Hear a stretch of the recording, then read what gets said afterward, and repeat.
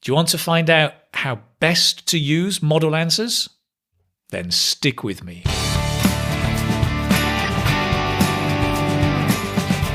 Hi, if you don't know me, my name's Keith and I run IELTS Speaking Success, helping you speak better English, give better answers and get a higher score on the IELTS speaking test. So I've decided to talk about model answers because I think they pose a lot of problems for students, as many problems as solutions, right? Model answers can be great, but here are the problems. Where do I find good model answers?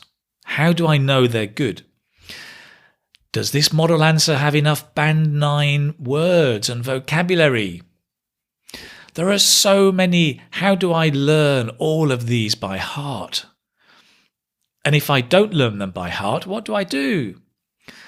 So let's begin at the start, shall we?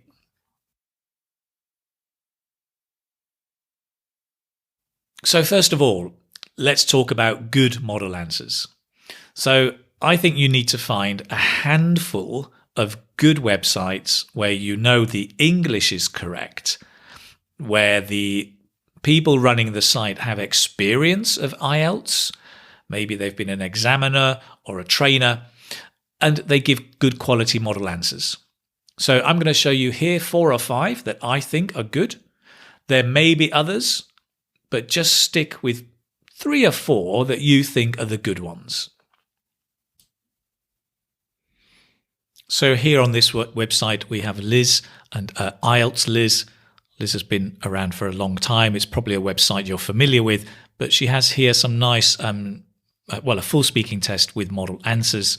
It's great because with SoundCloud, you've got the audio, so you can actually listen to what she's saying. And as well as that, you can see here the transcript, so you can read and listen at the same time. It's a really good model to follow. So that's great. Here she talks about home, films, greeting, goes on to the part 2 model answer. Again, you've got the audio, you've got the cue card, and you've got the whole transcript. So can be really useful. There's not a huge variety of model answers, but what's here is really good. Moving on next to Simon. Again, a website you may know, IELTS Simon. Some excellent stuff across all the skills. But with speaking, what I like here is Simon gives tips and advice on how to handle speaking, how to look at vocabulary, as well as some written model answers here for the speaking. Although it's written, he does it in a very colloquial and spoken way. So you've got good quality answers for the speaking. And let's move on to another one, IELTS Buddy. Also been around a while. Some excellent written model answers here. Again, they're all written, but they are written in a very colloquial and spoken way. But there's a huge variety. Leisure trains. There's lots of material for you to work with here. So a very nice site to get model answers from. And another one here, we've got Ben's IELTS podcast, which has some great stuff across all the skills. But speaking here is nice, and I like it because Ben actually gives you the cue card and then starts analysing the language. So he points out the useful language for you. And in the transcript, it's in bold, so it's clear, helps you focus on the right stuff.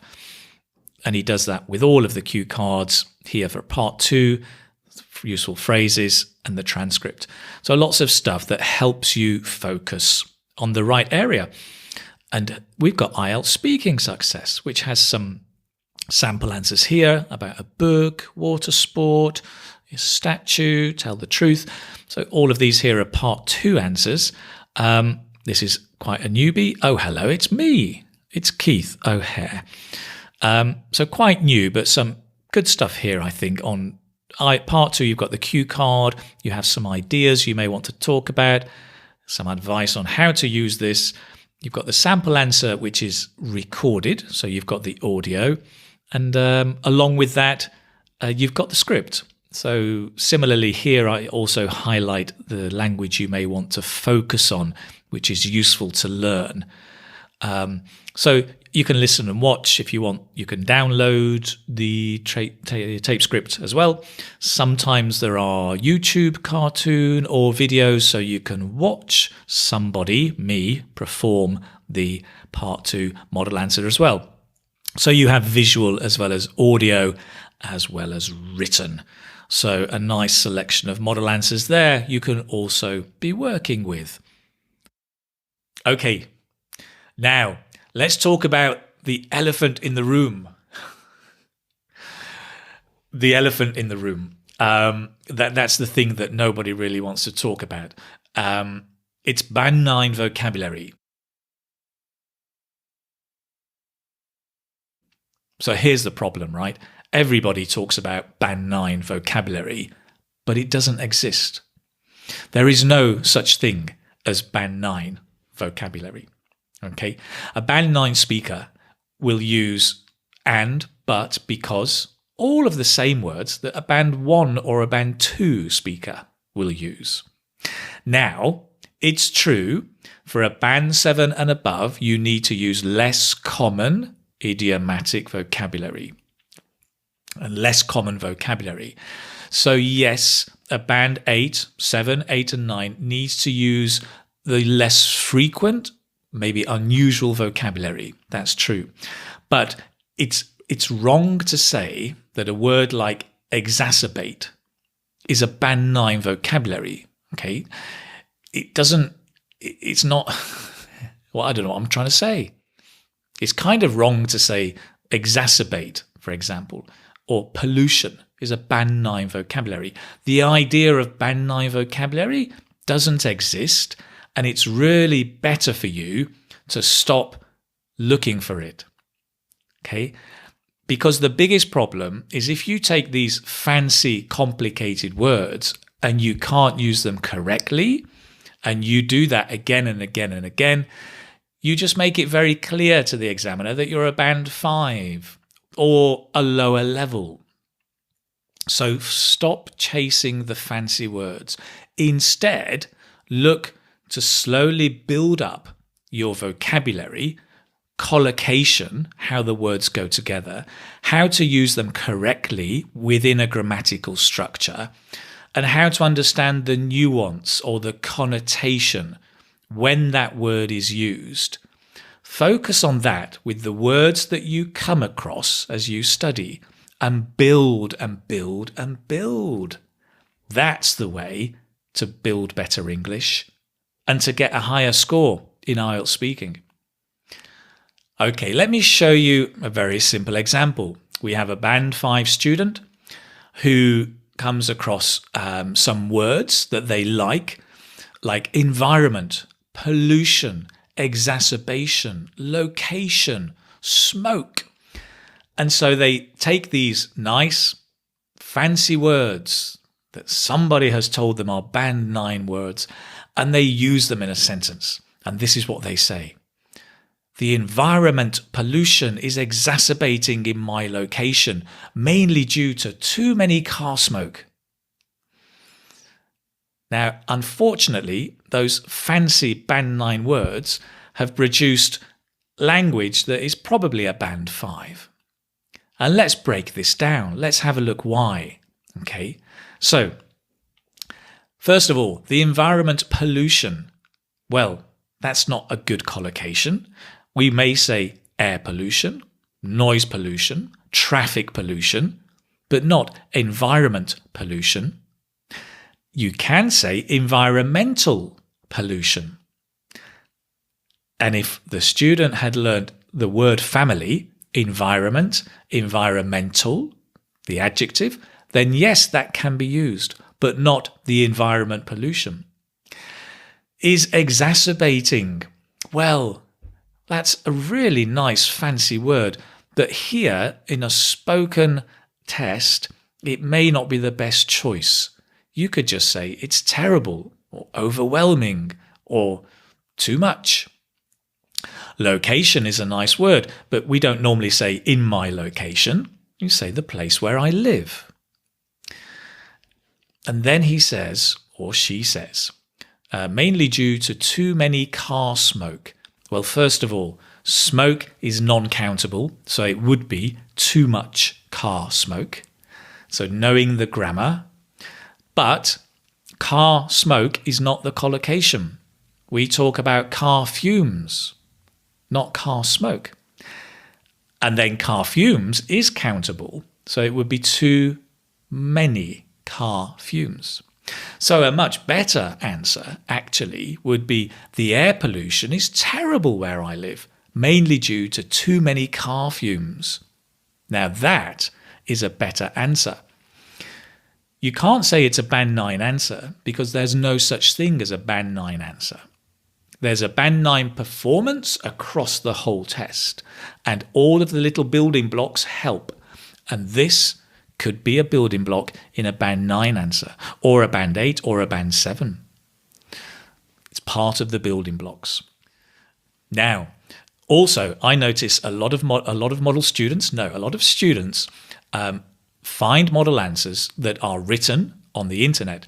And so, of course, they read them and they recite them and they try to memorize them. Of course, you can see the problem, right? Is that, first of all, a written answer is more likely to be written English rather than spoken. Secondly, you don't pick up any pronunciation. So no word stress, no sentence stress, no connected speech, no intonation. You're missing all of that. And next, well, it's not going to be showing your fluency. All it gives you is the vocabulary and the grammar, which is kind of half the story, really. So I think with model answers, you really, really need to look for audio answers.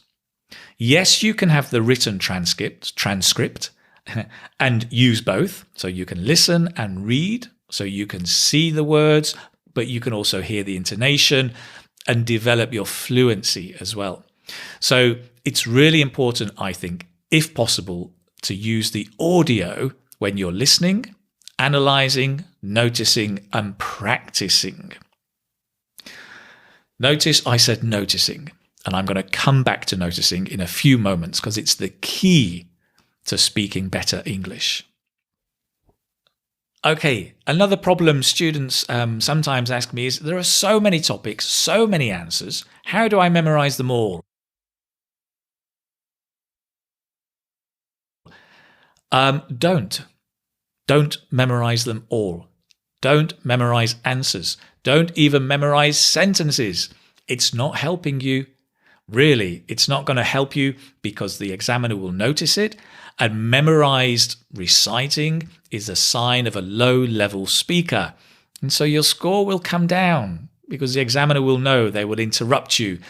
They will bring down your vocabulary score because you're showing limited flexibility and use of vocabulary and grammar in your memorized answer. Also, when you recite, your pronunciation goes all weird and strange because you're reciting. And again, it's very noticeable. So the quick answer is don't memorize answers. What you can memorize is the chunk or the phrase or the clause or the collocation. Just 2 or 3 words normally. Memorize that, yes. So memorize air pollution. Memorize it causes air pollution. Yes, those are good things to memorize, but not the whole sentence. Okay. So how exactly do we use a model answer then? So this is what I think is a good way of using a model answer, right?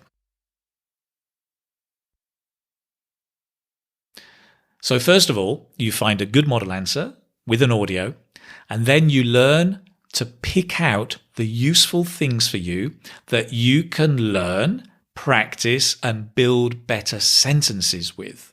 And I'm going to show you a couple of examples how to do that, so you can then go ahead and do it. So first of all, what do you pick out? Well, I would start by picking out the beginning of the sentence, because that is normally your connector. Sometimes we call it a discourse marker. The connector is the signpost kind of showing what you're going to say next, and also connecting your sentences.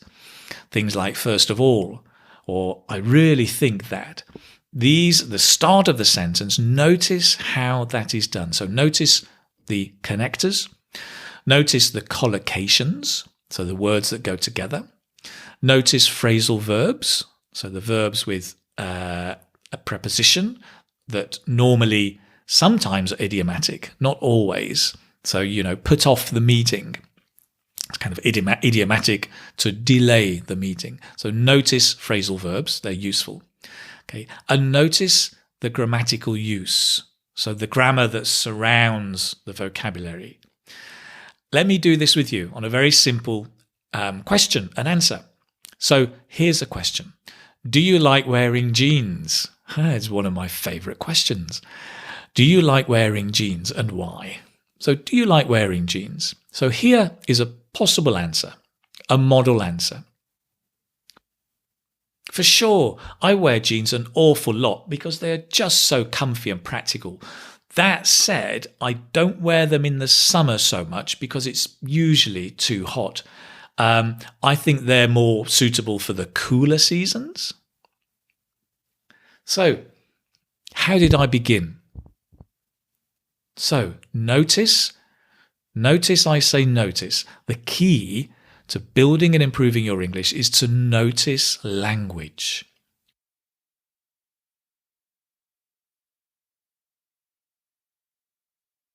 Don't just listen and passively let it come in. Notice things. So let's notice the start of the sentence. I used for sure. That said. I think. So these are nice connectors. A very quick answer for sure. That said, which means but, basically. And I think. And you'll find other examples of I guess, I suppose, I reckon. All of them are good connectors. Secondly, notice the collocations, the words that come together. For example, an awful lot, which means a lot, really a lot, an awful lot. I wear jeans an awful lot. Just so comfy. They are just so comfy, just so comfortable, just so nice. So that collocation, just so plus the adjective. The cooler seasons, the warmer seasons. Notice the collocation. Next, notice the grammar that surrounds them. One that I notice here is I don't wear them in summer so much. I don't wear so much. I don't wear ties so much, as you can see. I don't wear so much. Simple present, but the so much is a slightly different but really useful grammatical structure. So we've noticed collocations. So we've noticed the sentence start, the collocations, the grammar, the grammar surrounding the vocabulary. And all of these are things now to move on to in the next step. And that is to start substituting. So very simply, take the example, repeat it, but substitute one of the words like this. I wear jeans an awful lot. I wear stripy shirts an awful lot. I wear glasses an awful lot, of course, not all the time. I wear slippers an awful lot at home. I wear my favourite blue jacket an awful lot. Okay, simple substitute practice. Next, change the tense.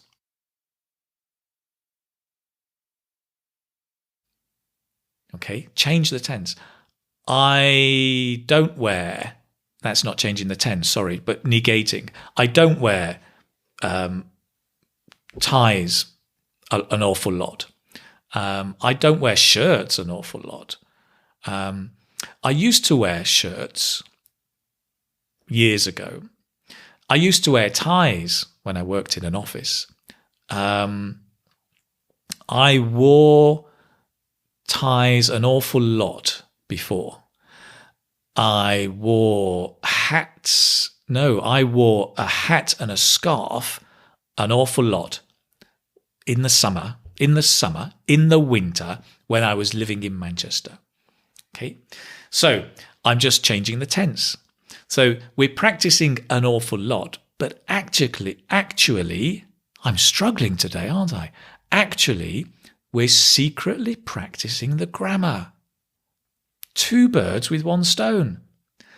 And now to really hardwire it into your head, make sure your examples are true for you. Because now you have to think, not just repeat like a parrot. So, what do I wear an awful lot? Okay, I wear jeans an awful lot. It's true. I wear black socks an awful lot. Nearly all my socks are black. I wear trainers an awful lot. Great. That's it. So by making it true for you, you're getting it hardwired in your brain. And that is very, very simple practice, but it's hugely effective. And it really helps you build your sentences and build flexibility, because what makes a band 7 and 8 is flexible use of the language. Being able to manipulate it, to change it, to use it in different contexts. This is just the starting point, right? You're at home, you've got your model answer, you're repeating and repeating, but it's the starting point, and then you go out and you start practicing and speaking to other people and trying to use these new structures or collocations, right? So model answers or sample answers are fantastic because they give you the language in context. And that is so important. You can learn the language in context. They can give you ideas as well, and language you can practice so you can build flexibility and really work your way up to a band 7. That's it. Now, if you want the best sample answers that you can start practicing with, then click on the link below. Thanks very much for watching. Take care. Bye-bye.